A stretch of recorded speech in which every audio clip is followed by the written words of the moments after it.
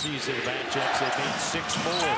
Giannis. Oh, the bucket and the foul. That was a grown man move by Giannis Antetokounmpo. At this point in the game, the Pacers should have already started making plans to head back to Milwaukee for Game 6. But every single solitary point counts in the playoffs, and you simply cannot celebrate too early, as the Bucks cameraman found out when Giannis' free throw struggles continued. And I wasn't even sure it was a great idea to force the switch and let Haliburton go one-on-one with Giannis, who has a big size advantage but can almost match Hallie's quickness. The cross gallop gets the slightest advantage to the hoop, and Giannis has no hope but to make him earn the points. It should be of note that the Bucks didn't seem really prepared for the Pacers' obvious press in this situation, but Porter Jr. gets open enough, and the Bucks come down wanting to nurse the clock. Giannis wants to clear the right side for an inside pick and roll to Porter's strong left-hand side. AJ Green looks confused, while Doc is on the court freaking out on him. I think because he wanted Green to set the screen, and AJ says, "What do you want me to do? Giannis is already there." So they actually get a switch, but it's possible Giannis doesn't want to post up on the much smaller Nembhard because he's worried he'll get fouled and have to shoot more free throws. Now remember, when you're down, you must get the best shot you can as quickly as you can get it. It makes zero sense for a team to run the clock down for a final shot if you're losing, since you need more possessions and you can't just assume you'll score. If you miss, you need time to foul and get the ball back. So while it's not the quickest attack, they do get into it, very well defended until Haliburton turns the corner. Notice there's no help from Portis, who should be rotating over, and Green can cover a potential kickout pass. So they just give up the game-tying shot as an uncontested dunk, something that should never ever happen in a playoff game. We get a quick glimpse into the huddle and the play Doc wants to draw up, as he's probably telling Giannis, "You'll have the ball in your hands and you get to decide the game." The play itself wasn't much in terms of X's and O's. False action with the Green pinned down to the top. Nothing wrong with simplifying in these situations, and the only thing you can ask is a turnaround fade away from 16 feet over a strong double team a better shot than a wide open 3 from an elite shooter? And that gets us to the most improbable ending to a closeout playoff game I think we've ever seen. Pacers fans remember Gary Trent Jr. In fact, I'm sure he haunts their nightmares considering he ignited in Game 3. 6-point lead, 40 seconds left in overtime, and they've got an 81.5% free throw shooter at the line, but these are his first attempts in the series. And whatever Doc is saying to him here didn't appear to help, since he chokes the second free throw to the right. Two things are imperative defensively in this situation. Don't let them get a hyper-quick shot, and don't let them get a 3. Well, this was both. And while Giannis is standing on the three-point line and this shot is 5 feet beyond that, you still want to get a hand up as Nembhard just buries it like he's in a shooting drill. No biggie. They're still up 4, but they're not prepared for the press. This could have been a quick inbound to Trent, but instead it's chaos as no screens are set and Doc panics and has to burn a timeout. This will become crucial in a minute.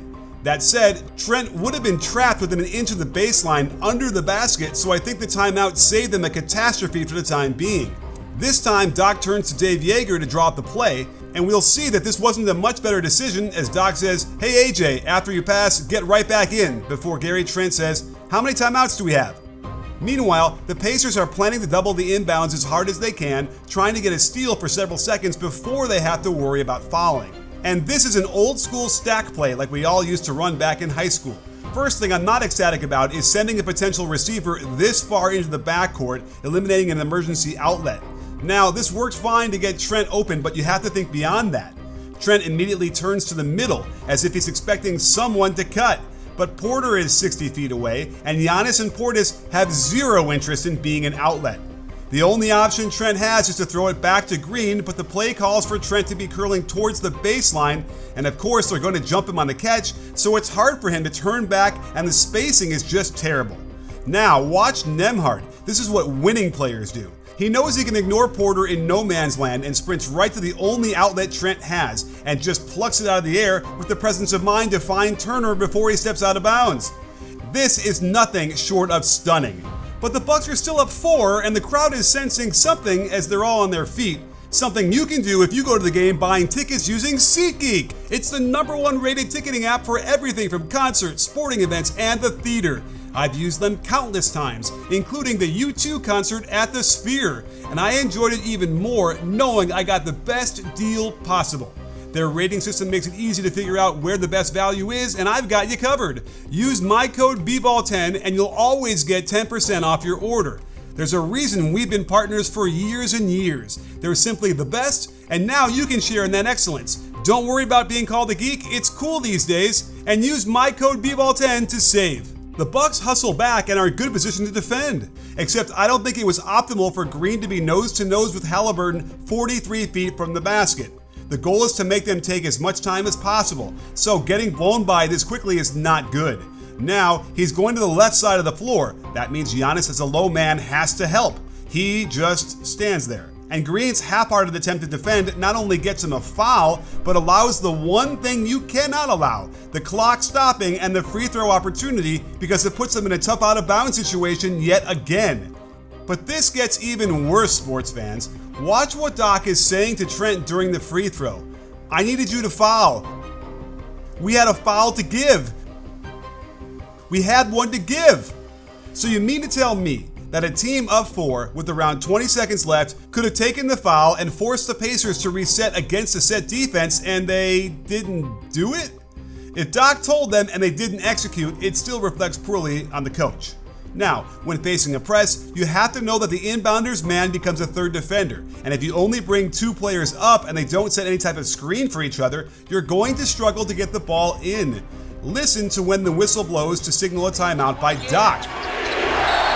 Yeah, it happens after the release, which technically means they can't be granted the timeout since the Bucks don't have possession of the ball while it's mid-air. Maybe the ref saw Doc's signal and there was a delay before he can get air into the whistle. And lordy, was he lucky they granted it, since you can see what happened to the pass. There's Trent in the huddle intensely telling everyone to be strong with the ball, and Coach Yeager has to literally walk onto the court and tell everyone where to stand.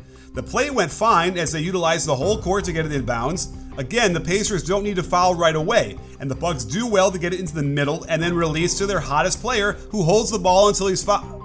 Oh, never mind.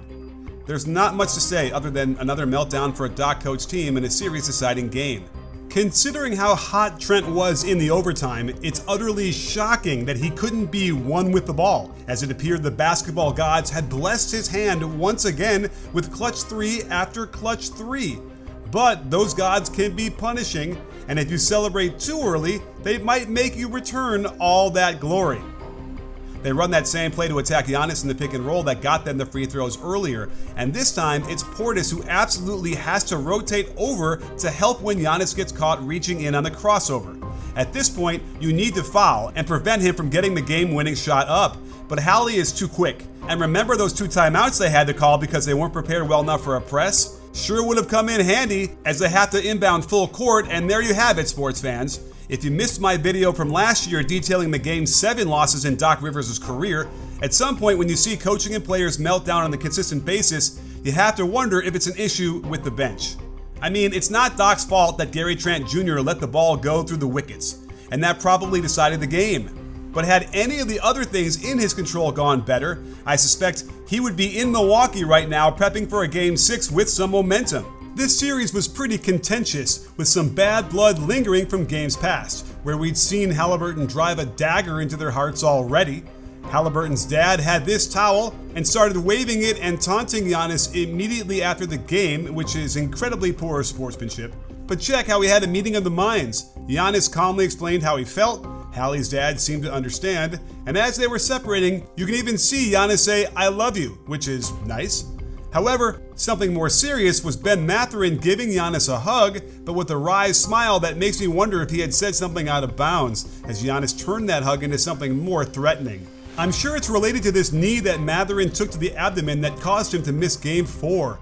It was kind of funny to see him in all that pain on the floor, yet still determined to get Coach Carlisle to challenge the play.